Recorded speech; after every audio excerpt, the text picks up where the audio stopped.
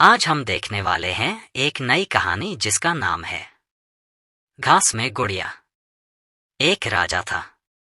उसके 12 बेटे थे। जब वे बड़े हुए तब राजा ने कहा कि तुम अपनी एक पत्नी ढूंढकर लानी होगी। लेकिन वह पत्नी एक ही दिन में सूत काटकर फैब्रिक बुने, फिर एक कमीज सिलकर बनाए, तब तक मैं उसे बहू के रूप में स्वीकार कर लूंगा। इसके बाद राजा ने अपने बेटों को एक एक घोड़ा दिया। वे सभी अपनी अपनी पत्नी लाने निकले पड़े।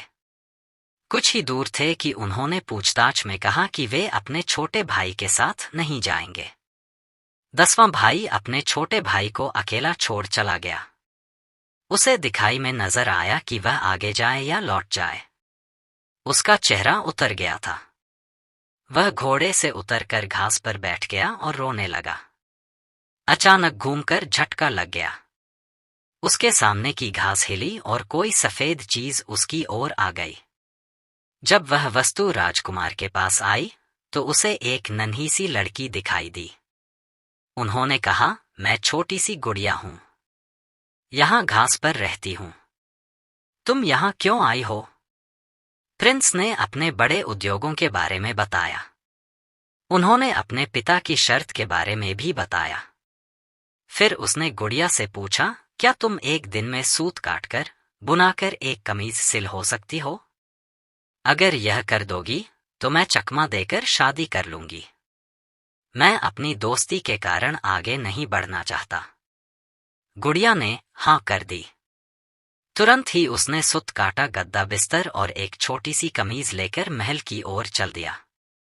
जब वह महल में पहुंचा तो उसे शर्म आ रही थी, क्योंकि कमीज बहुत छोटी थी। फिर भी राजा ने उससे विवाह करने की अनुमति दे दी। प्रिंस गुड़िया को लेना चल गया। जब वह गुड़िया के पास पहुंचा तो उसने गुड़िया को घोड़ों पर बैठने को कहा। गुड़िया ने कहा, मैं तो अपने 2 चेहरों के पीछे चांदी की कीलें मिलाकर चलूंगी। प्रिंस ने अपनी बात मान ली। राजकुमार घोड़े पर सवार हो गया। गुड़िया के पीछे बंदी सिल्वर की बंदूकें सवार हो गईं। प्रिंस रोड के एक ओर चलने लगा, क्योंकि उसे डर था कि कहीं उसके घोड़े का पुतला गुड़िया के ऊपर ना पड़ जाए। गुड़िया सड़क के जिस ओर चल रही थी उस ओर एक नदी बह रही थी। अचानक गुड़िया नदी में गिर गई। लेकिन जब वह नदी के अंदर से ऊपर आई तो राजकुमार के समान बड़ी हो गई। राजकुमार बहुत आकर्षक हुआ। प्रिंस महल में पहुंचे तो उनके सभी बड़े भाई अपनी अपनी होने वाली मूर्ति के साथ वहां आ गए थे। लेकिन उनके शिष्यों का व्यवहार अच्छा नहीं था, वे सुंदर भी नहीं थे।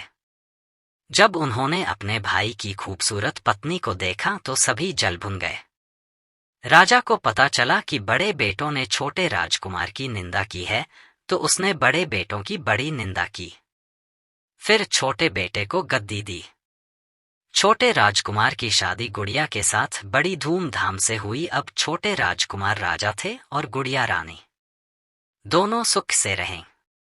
कहानी पसंद आई हो तो लाइक या सब्सक्राइब कर देना ताकि ऐसी या कहानी आपको मिल सके।